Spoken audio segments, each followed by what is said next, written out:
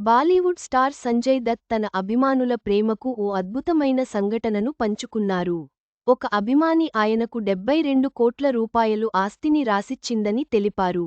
ఈ షాకింగ్ విషయానికి ఇప్పుడు చర్చనీయాంశంగా మారింది. బాలీవుడ్ నటుడు సంజయ్ దత్ వరుస సినిమాలతో అభిమానులను అలరిస్తున్నాడు. సంజయ్ దత్కు కేవలం బాలీవుడ్లో మాత్రమే కాదు, దక్షిణాదిలోనూ ఫేమస్ అయ్యారు. ప్రస్తుతం టాలీవుడ్లో ది రాజాసాబ్, అఖండ -2 చిత్రాల్లో నటిస్తున్నారు. వీటితో పాటు బాలీవుడ్లో దురంధర్, కన్నడలో కెడి ది డెవిల్లో కనిపించనున్నారు. ఈ ఏడాది వరుస సినిమాలతో ఫుల్ బిజీగా మారిపోయారు సంజయ్ దత్. అయితే తాజాగా ఓ షాకింగ్ విషయాన్ని అభిమానులతో పంచుకున్నారు సంజయ్ దత్.